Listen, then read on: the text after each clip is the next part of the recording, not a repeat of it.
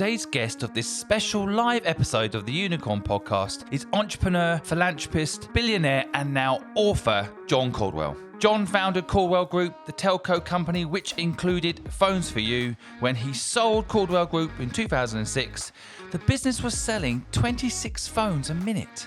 But after all his success, John says that nothing gives him the same feeling as helping people. And while remaining active in the business world, he devotes most of his time to his lifelong philanthropic ambitions, pledging to donate 70% of his wealth to charitable causes. Let's get into the podcast. Well, John, thank you first of all for sparing time for us all here today to come and share some knowledge and some inspiration, some insight. So thank you first of all. I know how busy you are. Pleasure. So look, why don't we start off, I asked a lot of the audience to give me things that they'd like to know from you. And what we'll do in a moment is we will go to the audience and ask you guys to ask questions. I always think that's the best way to find out what you guys would like to hear. Before we do that, there's a few things I wanted to talk to you about and know myself. So one of the things I was really interested in, your journey of entrepreneurship seems so natural. And you talk about it a lot, about how you were an entrepreneur from a young age. And do you think entrepreneurs are born or bred? I think the answer to that is very simple. Everybody that's really good at what they do are born, and then they have to work like fury. The people that are not born with the skills can still advance and do very, very well, but you're never going to be a world champion 100-meter sprinter unless you're born to be so. And you're never going to be that champion unless you then work flat out to achieve the objective. So it's a combination of genetic luck and then sheer graft and hard work. But that shouldn't demotivate anybody that might not have the full skills to shoot the lights out, because you can still be incredibly successful just by hard work and learning on the job, which is something I actually did for many, many years because I had no guidance. You talk about luck quite a lot, actually. It comes up quite frequently. Do you feel that you were lucky? Well, it always sounds, I think, a little bit false when I say most of my luck's probably been bad luck. And people say, well, how could you be successful if you've had bad luck? But the trick of entrepreneurship or anything in life is to take whatever bad luck you get, not let it batter you down, and to find a solution that turns the bad luck into good luck. Now, you can only do that if you've got your health. So the luck that I had was that I was born very resilient with good health, and that is pure luck, and so it's the luck of birth. But after that, you just do the best that you can to make the best of every situation and to turn everything to your own advantage. I think, luck is one of those things that you can hack, actually. Like you say, bad luck and good luck. Sometimes it's just a matter of perspective, isn't it? It is. A lot of people talk about, I had bad luck. And my son was having that conversation with me the other day. I said, no, Jack, but you're not unlucky. These things happen to everybody. It's what you do with that bad luck that counts. You should never just put it down to bad luck. You've got to say, okay, this happened. What am I going to do to turn? And okay, may have been bad luck, but that's a loser mentality, because if you have bad luck and you just say, I'm unlucky, you're going to be unlucky for the rest of your life. You have to combat and find ways through. And the lucky bit is having the ability, the mental aptitude, the intellect, the drive and the desire to do that, to turn bad luck into good luck. There's a saying out there, the harder you work, the luckier you get. I actually really worry about this saying because it could drive a lot of people into the ground, thinking hard work alone will make you lucky. I personally think the more risk you take, the luckier you get. Do you think that's true? Oh, I'm not a great risk taker, although that might seem strange if people see my life. But everything I do is to balance risk against return. So I take risk, but if I take a risk of 1 unit, I expect it to return 5 units. So if you take a few of those risks and 1 or 2 go under, and the others prosper, you still win. And that's not really then down to taking risks. It's to do with a balanced attitude towards what you're doing. And I was very, very prudent in a lot of the things that I did when I built my business. But often prudence really pays dividends in the long run. Prudence with your balance sheet, prudence with the expansion of fixed overheads, prudence all the way through.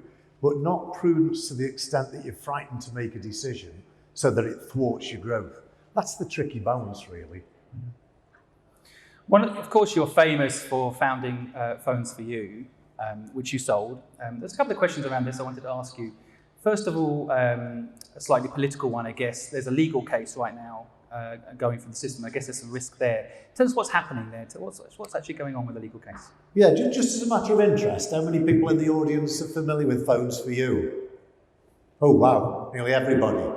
How many people remember the day, or not necessarily the day, but that year when Phones for You was shut down? Not so many. Well, I'll tell you what happened. I sold the business in 2006. In 2014, the networks pulled out of Phones for You in a period of 24 hours. Now, yes, they were selling mobile phones, but you couldn't really sell mobile phones unless you got an airtime contract to sell with it. That shut the business down, which was making at the time £120 million a year. So it still prospered after my days. It didn't grow anymore, but it was a solid, high-performing business with a great bunch of people, a really good chain of high street shops. And it closed within hours because it had no business to continue. Now, just for all of, I guess nearly all of you here are in business.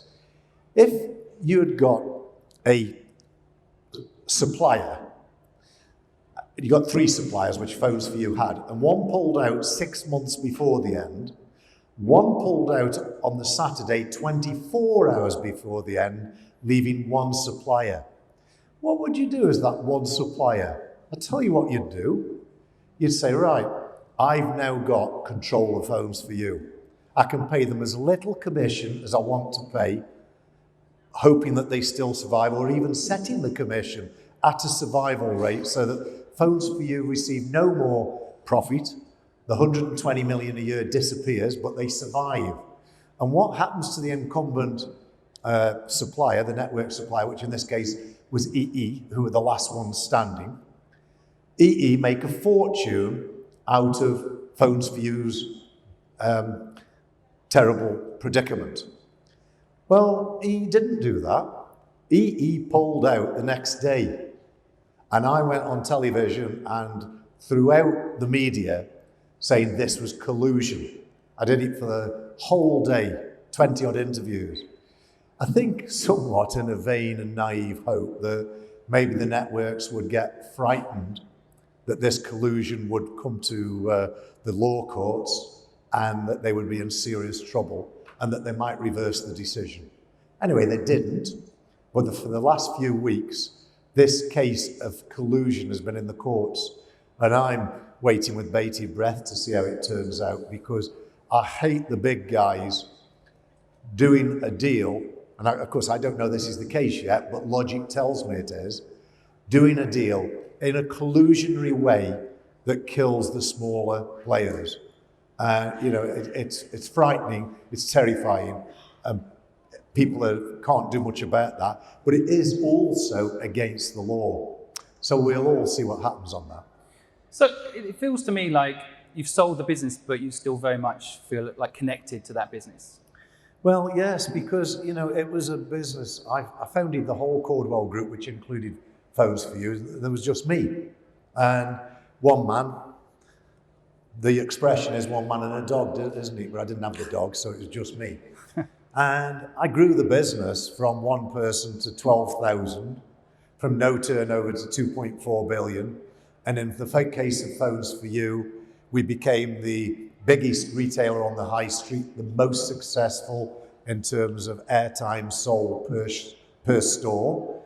And I put my whole life into it for 20 years. And so, yeah, it was my baby. I'd grown it. I knew so many of the employees. There were a great, great team of employees. And that day that collapsed as a result of the network's action was a devastating day for me, even though it was 8 years later. I think it's something not talked about enough, actually, because everyone I speak to who wants to be an entrepreneur talks about the journey of building a company and then selling it. I sold my company and within 3 weeks felt remorse. I sold literally my family. I wasn't seeing people that I used to see every single day anymore.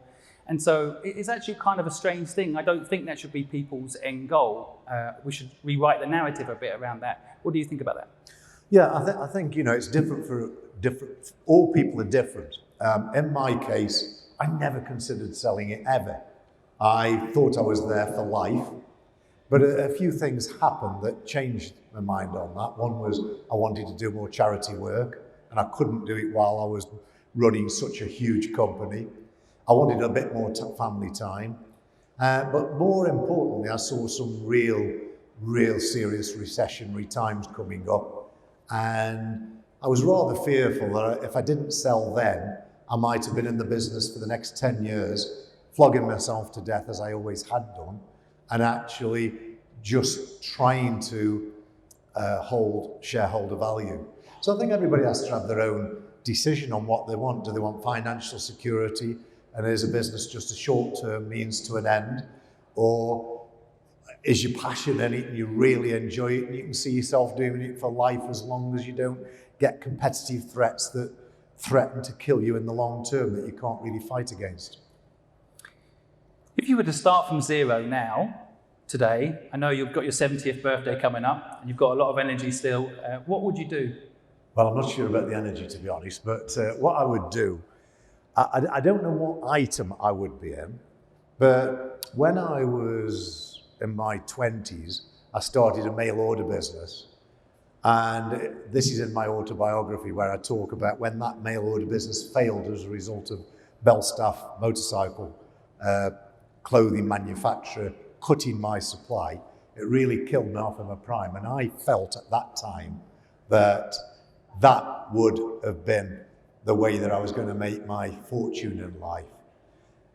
So the answer is I'd do something like that. But of course we've moved on today, so we're now in the .com world, which gives you even more phenomenal opportunities, because once you get the right product, with the right skill and the right product, you can then market it all over the world with a very, very low-cost business model. So I don't know what I'd be selling. It could be anything, but it would be a .com product. You mentioned earlier there about almost monopolistic strategies where big businesses can squash small businesses. I think decentralization is really exciting. The movement of decentralization, where no one owns the currency, no one owns the social media platform, it's owned by the community, is really exciting. I don't know if you've delved much into the Web3 decentralization stuff at all. But no, I think you've just left me behind there, Zach. Yeah, it's a fascinating world, but anybody listening. I think I'm too old for whatever that means. No, not at all. I think it's very new. One of the things I picked up doing all my research on you, the last 3 days I've had your voice on my ear non-stop, which has been amazing, by the way. And not only I just want to mention you've got a book coming out, which I can't wait for. When's it out? It's out actually on my birthday, October the 7th. October the 7th. So the best birthday present you could give John is buy his book. And I know you do everything with purpose, and I know that you everything you do now is for your charity, Caudwell Children. So I just wanted to ask you, first of all, what's the title of the book? Don't want to forget. It's Love, Pain, Money. Love, Pain and Money. And I know you talk a lot about the pain of entrepreneurship. I'm excited about that book. I guess I wanted to ask you, you talked recently about how when you were younger, when you were about 7 or 8 years old, you had a dream that you were driving around in a Rolls Royce, giving out £5 notes to people. And it really resonated with me because I had a similar experience when I was younger. And I feel like you mentioned that kind of led you to partly what you're doing now. So people in the audience, I know, want to know how to find purpose. What is purpose? How do you think you got that downloaded? How did that come to you? How has that then manifested itself throughout your life? Well, I think first of all, I mean, the sense of purpose in life is different for everybody. What I did with my children was I said, because I understood actually, having a very successful father, might put them under real duress to emulate, compete with, or or expectation.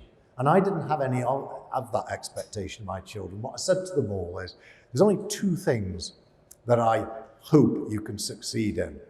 One is to be happy, because let's face it, we all want to be happy. There's not a person in this room that doesn't want to be happy. We all want to be happy.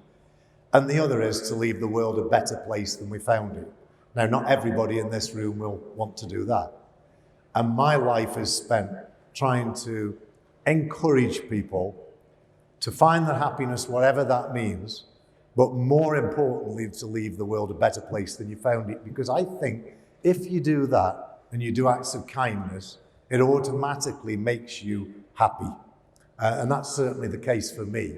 So that childhood vision I had, that was a very weird, precocious vision of driving around in a chauffeur-driven Rolls Royce, handing £5 notes out to poor people. But in my dream, it gave me happiness. And so it became my lifetime ambition, A, to be rich, just not just to be charitable, but because I wanted to be rich, I wanted to be successful. I wanted not so much the trappings of wealth, but I wanted the security of wealth. But then following on from that, the ability to be charitable. So when I sold the business, I joined the Giving Pledge. I've now guaranteed to give at least 70% of my wealth away during or after my lifetime. But I'm very passionate about Caudwell children because, believe me, these children that we help are in desperate, desperate need of help. They can't get the help in many cases anywhere else.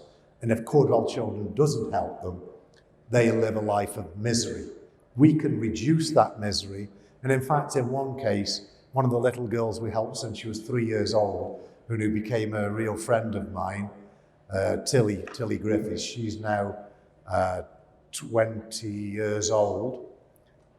She went to maybe 21 now, went to Stanford University on a scholarship and is now working for Disney on an internship. And what an amazing success story that is. And we have lots of those sorts of success stories in the charity where these children would have no life if we didn't do what we do. Just a bit in context, I was talking to your team before you arrived, and you've helped 85,000 children. I think that deserves a round of applause. And you can all do me a really big favour and follow Caudwell Kids on Twitter right now. Get your phones out. Follow this charity on Twitter right now, please. I'd really appreciate it.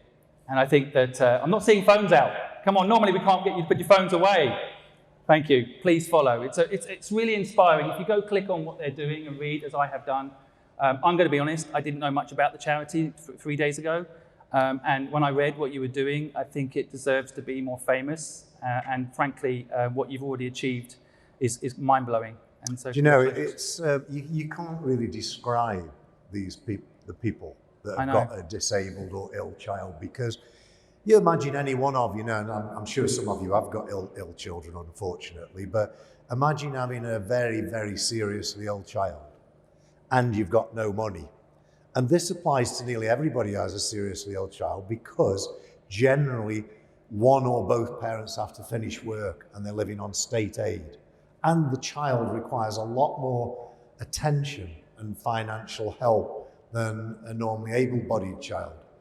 And these families live in a terrible, terrible situation. And they deserve every last bit of help that all of us in the UK can give. And of course, this is not just the UK, it's worldwide. It's the same problem worldwide. Mm. What I took when I looked at the content, because initially you think it's going to be depressing, hearing these stories. In fact, it's inspirational, the way they push. These kids are amazing. They're amazing. It is depressing when you think about their situation. But when you meet the kids, and they're so lacking in expectation of what people do for them. Yes. They're so grateful for the help that they can get, and they're so positive about life, and so positive about making the very best of what they've got. And that would be a lesson to every one of us in this room, probably, to learn to make do with what we've got doesn't stop you being ambitious, but to not bemoan what's wrong in our lives, because believe you me, whatever's wrong in our lives is nothing compared to what's wrong in some of these children's lives. Totally. I mean, you talked there just about being happy. I actually think it's very hard to be happy all the time. I'm certainly not happy all the time.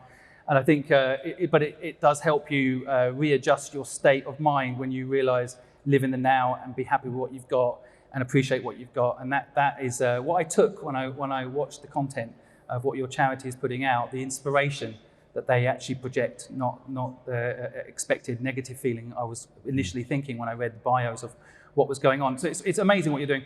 I wanted to talk a little bit about, when I was asking the audience, we're going to come to the audience in a minute and ask some questions, I was asking the audience about what they'd like to know from you. It was always interesting to me, people hear you're a billionaire and they're, there's an assumption. And one of the things that someone said was, I bet he's got a lot of skeletons in the closet. And so have you got any skeletons in the closet that you want to declare today? Well, there's always things that you are not proud of in life, and that's all in my autobiography. But when I was 6 or 7, I got curly ginger hair, freckles, and I was bullied a lot. Everywhere I went, I was bullied. And you learn from that one of the best ways of not being bullied is be the bullier. And so I'm afraid I never lost being bullied. There was always somebody that wanted to have a go at me, but I did end up being unkind to people that I shouldn't have been. And I understand why, and I forgive myself for it, but I am ashamed of it, because when I now look at and talk to people about kindness, and when I see people who are bullied, whether it's because of race or creed, whatever the reason somebody's bullied, and you see the misery it caused in that person's life, well, maybe I caused some of that misery during my growing up years, and I wish I hadn't. That's very big of you to admit that, I think. Something for us to all reflect on. Who could we say something nice to today, or say sorry to, that we perhaps hurt by accident, even if we think it was their fault? I really enjoyed you talking about your belief that the best of what you've got to do is ahead of you. So what do you see in the future for yourself? What would you, let's say 20 years from now, assuming we're all going to live forever now, thanks to the metaverse, what would you like to see happen in the world in the next 20 years? Well, that's a deep question, isn't it? Because we have so many challenges in the world. I mean, clearly the number one thing I'd like to see is the climate crisis solved. And I think we're one hell of a long way off the trajectory that is going to do that. So I really, really fear for our children and grandchildren in the future, and that's probably my number one thing. Number two is that the Ukraine managed to defeat, or not defeat Putin, but managed to repel Putin and reclaim their territories, and they're able to carry on with their democratic lives. Number three is not what I'd like to see happen. It's a great fear of mine that the Chinese invade Taiwan, and we've got Putin, Ukraine, China, Taiwan, and the world becomes immensely destabilized.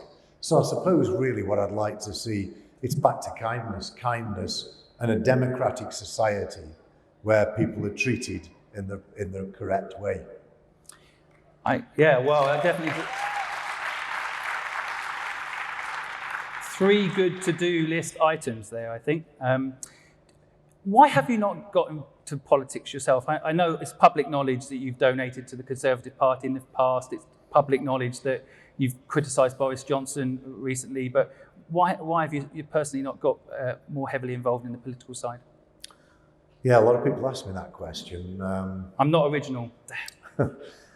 Because I think I could make a difference to Britain. I think I could do a lot of things that were productive to grow Britain's GDP and to make Britain more prosperous so that the poorer members of society could enjoy a much better lifestyle, a society where they get better healthcare and better education, but without just trying to tax the rich, which clearly won't work because the rich will go off to other climes. So we can't do that. We have to grow GDP in order to better society.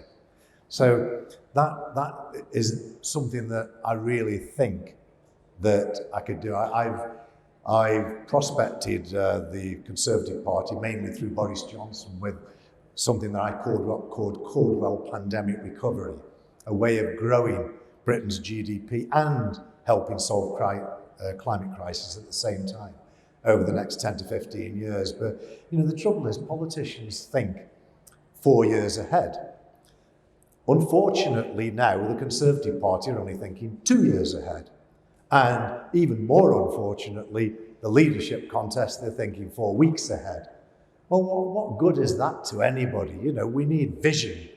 We need long-term vision of how we create a great Great Britain, not just an okay Great Britain. And that has to be fairness, it has to be prosperity, it has to be GDP growth, but above all, it has to be protecting the environment.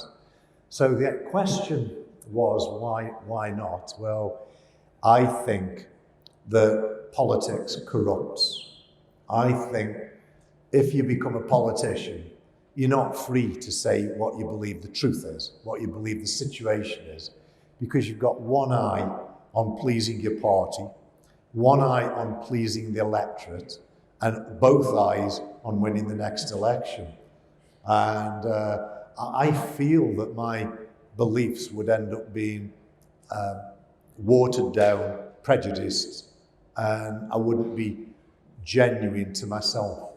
It worries me, this conversation, because it makes me worry for democracy a little bit, because I actually looked at becoming London mayor, and then when I got an advisor in to help me, they said, Simon, the first thing you have to do is lie to get elected. You need 51% of the electorate to vote for you. So whatever you believe, let's just keep that quiet and let's say these things, because these are the hot points.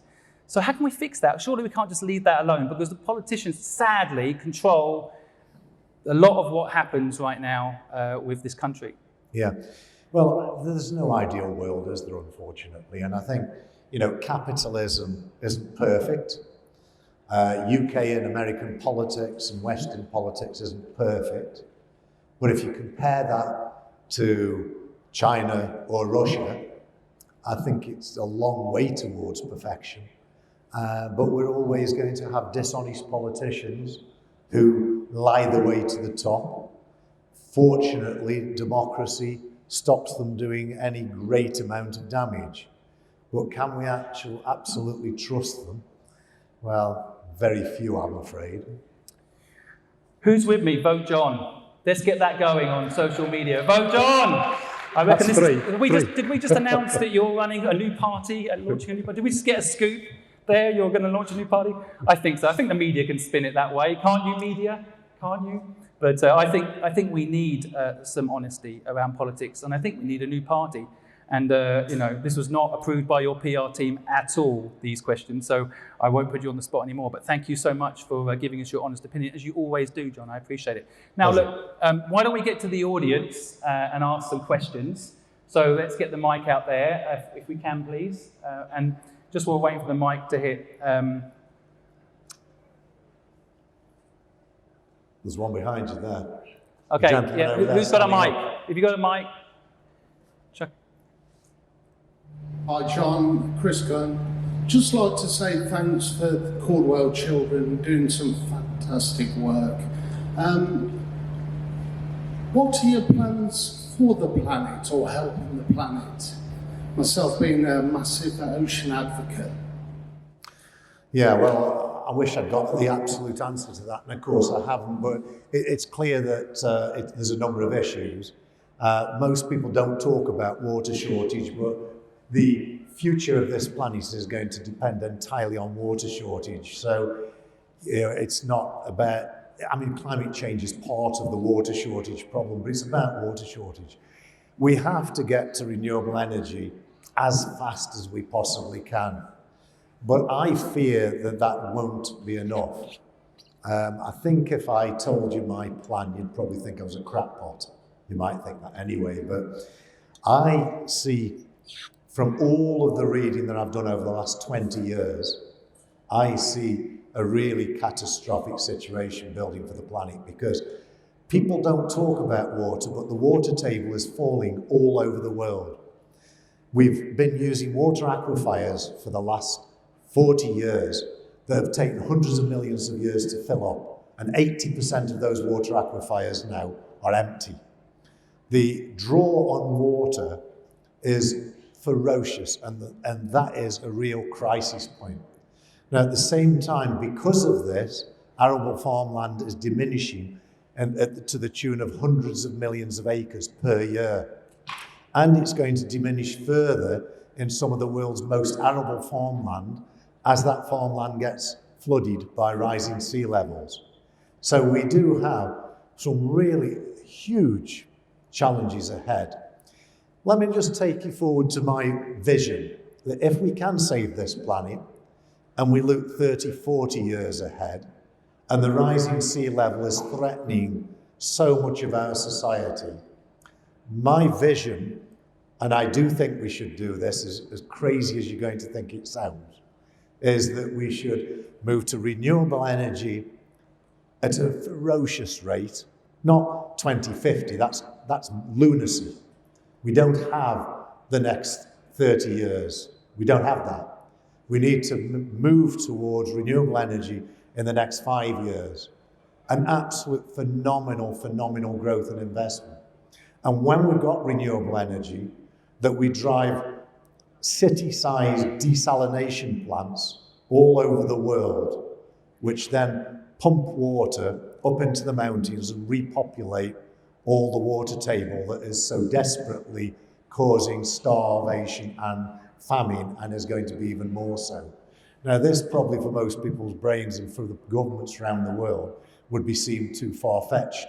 But I do believe it's actually probably the only way that I can see at the moment of solving the situation if you go out 20 or 30 years into the future. What can we do, John? I hear it, and I'm like, what can we do here now to help? Well, we can all reduce our consumption, of course. I mean, I'm often called hypocritical on this because I've flown the helicopter in today, but if I hadn't done that, I wouldn't be here. And and that does, it is damaging to the environment. But if we all did what I've done in other ways, I've put ground source heat pumps in, I've got all LED lighting everywhere. My house, the heating is almost never on. And in spite of being a huge house, I only heat the rooms that I need to live in, which is 10% of the house. I do whatever I can in other ways. And if we all did that, every man, woman and child did everything that they can. I cycle everywhere if I can. I try and avoid using the car. If I do use the car, it's electric. So we just all need to do the most we can, but it won't be solved by individuals. Individuals can contribute. It'll be solved by governments in the world coming together to do what they need to do in order to survive. New political party. Yeah, so I agree. But I do think individuals can make a difference too. It's funny, when I was backstage and someone was putting the mic on, and they said, "Oh, are you the guy with the helicopter?" And I was like, no, I'm not the guy with the helicopter. But I do have a Tesla. So I was quite proud that I've got a Tesla, and I've got a solar panel that powers the Tesla at my home, and it feels good. It feels good to be doing a little bit, and it's not a cheap investment, but I hope that stuff can come down in cost for people. So that, especially electric vehicles will come down, won't they? But I mean, already my Tesla does the equivalent of 65 miles per gallon. So it's already probably finances itself anyway. Not everybody can afford one, but these electric vehicles, the battery technology will develop massively over the years to come. I think electric vehicles need to be continued to be subsidized. And if we do that, most people are going to be switching to electric over the next 5 to 10 years. And of course, we won't be able to buy a brand new combustion engine anyway after 2030 in this country. So next question, please. Don't know where the mic is. Where's the someone mic? Here? Oh, here. Good. Let's do the VIP area, the VIPs. Next, non-VIPs, whatever that means. Please go ahead. Firstly, thanks a lot, John. That was fascinating. I'm quite interested by your thoughts on politics. I think it's Bismarck that said the less people know about how laws and sausages are made, the better they'll sleep at night. Given that politics is the messy process by which we solve our ultimate divisions, and so we're stuck with it, how would you like to see a reform? What should we be voting for, if anybody presents it, for how we organise our politics and our democracy? Well, I wish I'd got the answer to that, because what we actually need, in reality, is a very, very smart, a very, very smart leader of the country who has got complete autonomy and autocracy, and who is benevolent. It doesn't really exist, does it? But that is what we need, because we need somebody who's brave enough and smart enough to take the right decisions without worrying about being voted in next time. And I don't have an answer to it, because the very nature of democracy allows us to get rid of a party that we don't like and don't want, and that keeps democracy in place. But at the same time, it makes those politicians only focused on winning the next election. And a lot of things that they should be doing, I vehemently disagree. I'll give you an example. 20 years ago, I was preaching that fuel should be priced out of sight. And those fuel prices should be told in advance that there will always be 10% every year, another few percent over and above inflation. Now, would that be a vote catcher? No. My flip side of that was then I'd put subsidies into all the poorer people of society who it was damaging, and then use all the balance to invest in renewable energy, in home insulation, in making this country less dependent on fuel, and balance the two things out. But how many people would vote for a dearer gallon of fuel? How many people will vote for sugar tax, which is going to kill millions in the future, already is? How many people would vote for a dearer pint of beer? And alcohol is probably the worst drug in the world. I drink, by the way, so I'm not being puritanical. I love alcohol, but you've got to face facts. It's a horrible, horrible drug. Yeah, well said. I agree. I'm completely addicted to sugar. So would they vote for me when I deliver hard messages? I Probably think not. so. I think Probably so. not. I would. We need the truth. I would. Who would? Put your hand up. More hands. Come on. You don't need that sugar. Everybody wants the sugar, including me. Yeah, I know. Well, maybe... Do you know, just an interesting point on that. Yeah. What do you think the number one killer is in the UK? Over there. Sorry? Partly right, probably, yeah, but I was looking... Well, I'll tell you what it is. It's diabetes. And what causes diabetes? Sugar. And our diets are laden with sugar from the moment we get up in the morning to the moment we go to bed at night. I'm going to keep this question short because I don't want to be preaching to you or bore you, but did you know, for instance, tell me how many people realise that a glass of orange juice in the morning is almost as bad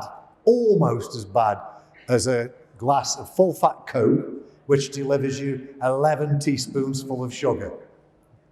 Few, not many, not many. Throw the orange juice away. Throw it away, it's deadly. I'll tell you something else as well. The orange juice fattens your liver. It causes fatty liver disease.